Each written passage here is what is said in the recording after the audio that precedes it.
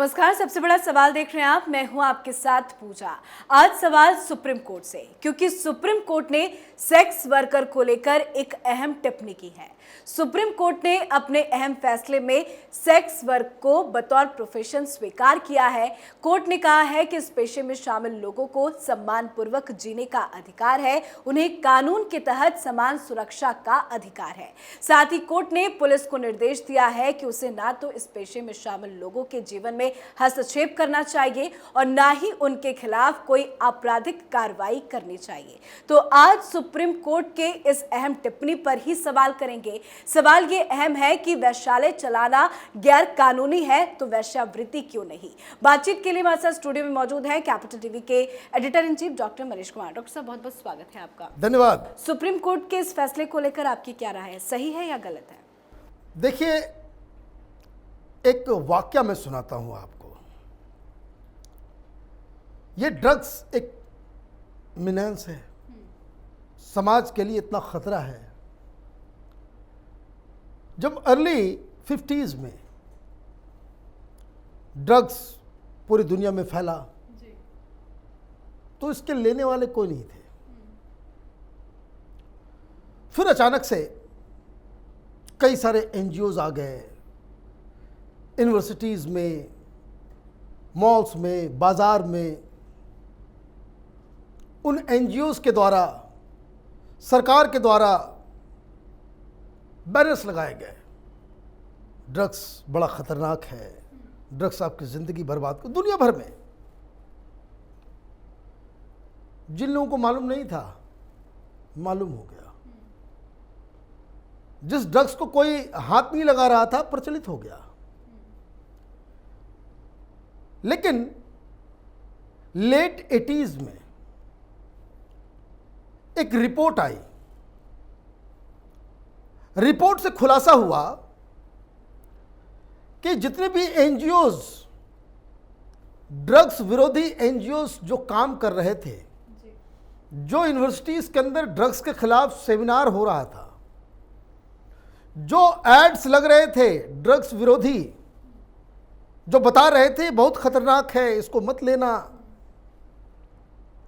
उस रिपोर्ट ने खुलासा किया कि इसकी सारी फंडिंग ड्रग्स कार्टेल ही कर रहा था। हिंदुस्तान ऐसे ही एनजीओज, ऐसे ही सोशल वर्कर, सोशल एक्टिविस्ट के फंदे में फंस गया है। 377 होमोसेक्सुअलिटी को लेकर के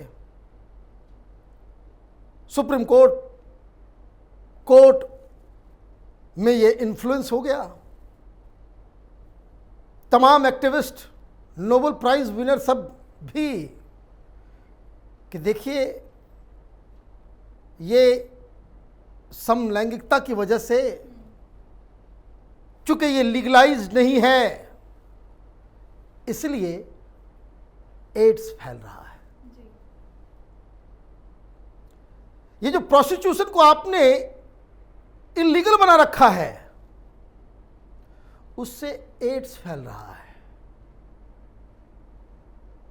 कोई साइंटिफिक रिसर्च इसके ऊपर नहीं, पेपर लिख रहे लोग। ये एनजीओज को कौन फंड कर रहा है,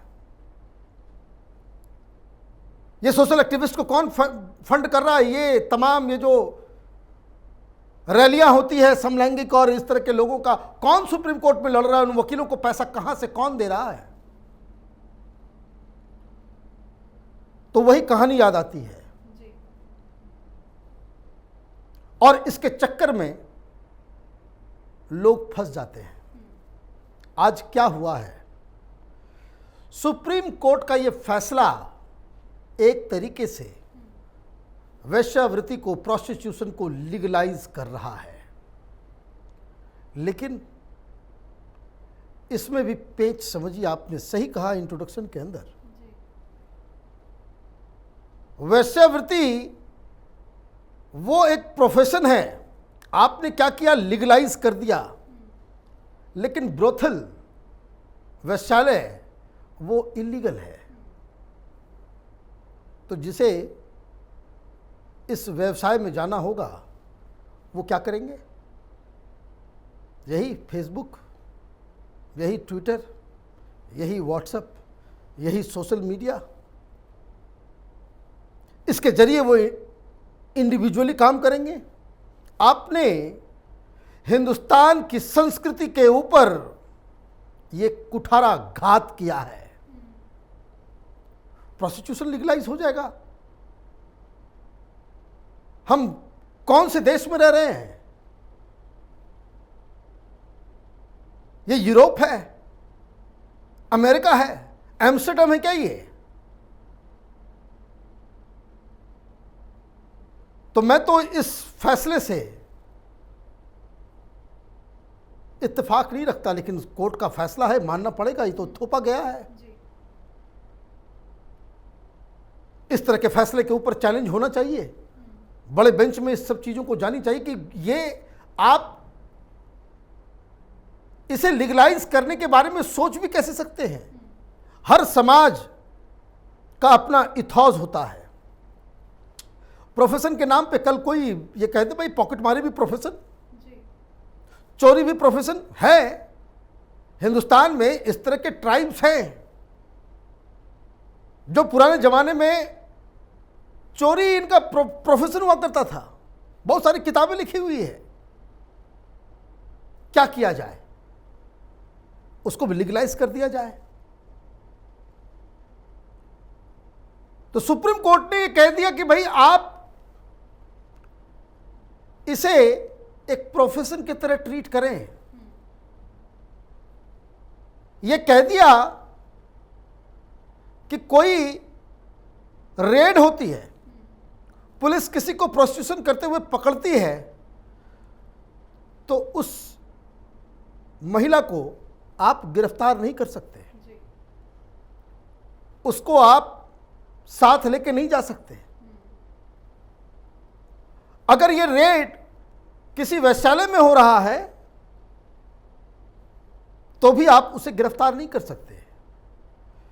मतलब एक महिला इस प्रोफेशन में है, उसको गिरफ्तार नहीं किया जाएगा, लेकिन इस प्रोफेशन का जो यूज कर रहा है, उसके जो कस्टमर होंगे, उसको आप पकड़ के लेके जा सकते हैं। एक ही काम दोनों कर रहे हैं, एक लीगलाइज हो गया, दूसरा इलीगल हो गया। सुप्रीम कोर्ट को बताना चाहिए कि क्या कोई मैरिड आदमी इस तरह का काम करता है तो एडल्ट्री के अंदर वो सजा के लायक है या हाँ या नहीं। लेकिन एक ब्लैंकेट तरीके से आपने ये फैसला कि भाई ये एक प्रोफेशन है। अब प्रोफेशन है तो कहीं रजिस्ट्री भी होगा, फिर तो प्रोफेशन होगा तो कहीं उसमें सारा कुछ वो हर जगह तब्दीली करनी पड़ेगी। क्या ये समाज उसके लिए तैयार है? क्या ये समाज में एक्सेप्टेबल है? कोर्ट ने तो फैसला सुना दिया। क्या कोई लड़की या महिला समाज में कह सकती है कि भाई जैसे भाई प्रोफेशन है, डॉक्टर है, इंजीनियर है, सारे लोग हैं, आईटी प्रोफेशनल हैं, सब कुछ हैं, क्या ये प्रोफेशन कोई बता सकता है कि भाई मैं क्या काम है, क्या प्रोफेशन है आपका? तो बोलेगा कोई बोल सकता है कि भाई मैं प्रोस्टिट्यूशन मेरा व्यवसाय है। सरकार को इसके ऊपर ऑब्जेक्शन करना चाहिए। ये हिंदू इथॉस, हिंदुस्तान की इथॉस के बिल्कुल ही खिलाफ मुझे लग रहा है। और ये पता नहीं, ये अगर ये इस तरह की चीज़ें समाज में लीगलाइज हो जाएंगी, हर सड़क, हर चौराहे, हर नुक्कड़ पे आपको ये होम डिलीवरी होगा, फिर ये बड़ा ही माने अचरज में डालने वाला फैसला मुझे लग रहा है। बिल्कुल, सुप्रीम कोर्ट ने तो इसे एक पेशा माना ही माना, लेकिन जिस तरह से पुलिस को आदेश पारित किए गए, मीडिया को लेकर भी सवाल खड़े हुए कि मीडिया किसी की भी छवि को उजागर नहीं कर सकता, वो कितना सही है? देखिए, इस बात के लिए तो मैं एग्री कर सकता हूं कि महिला है, अगर उनके साथ कोई दुर्व्यवहार होता है, जैसे रेप विक्टिम होती हैं, उसकी तस्वीरें नहीं दिखाई जाती, ठीक है, अच्छी बात है। क्यों नहीं दिखाई जाती? क्योंकि उस पर एक स्टिग्मा लग जाता है।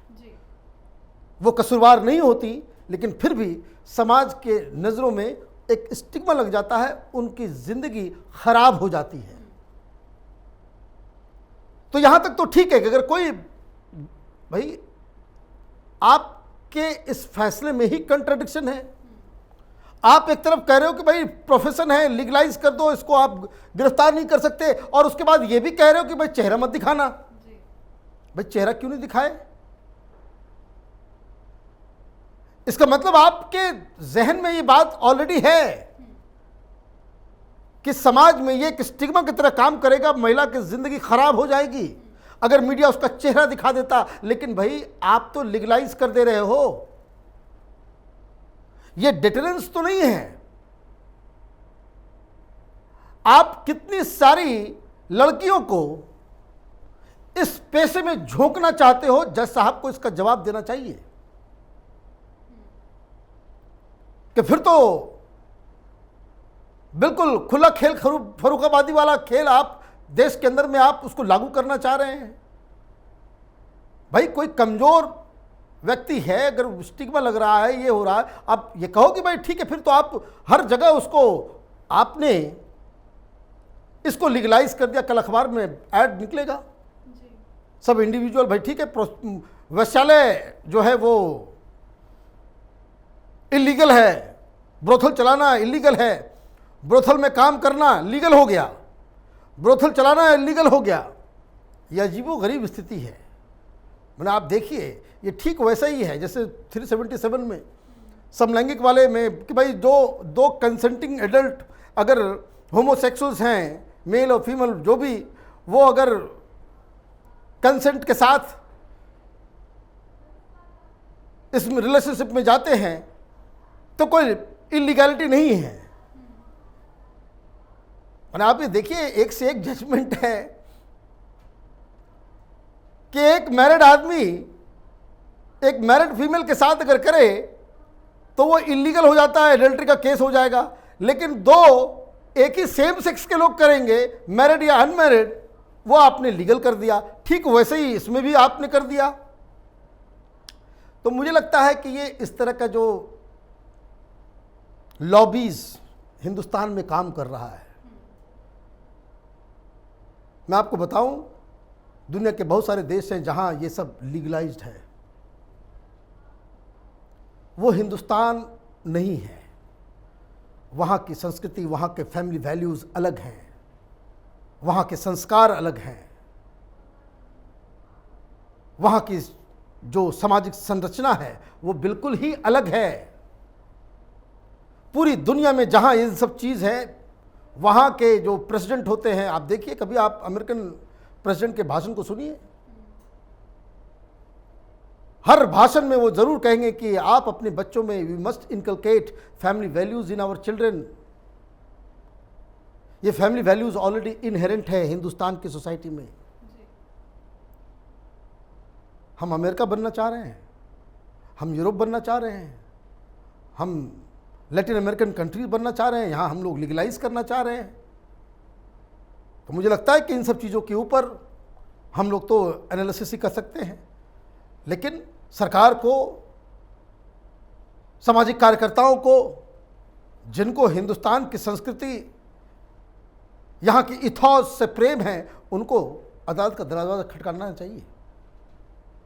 सरकार को इसका विरोध करना चाहिए कि इस तरह के फैसले हिंदुस्तान जैसे समाज के लिए बहुत नुकसानदायक साबित होंगे। चलिए, बहुत बहुत शुक्रिया बातचीत। धन्यवाद।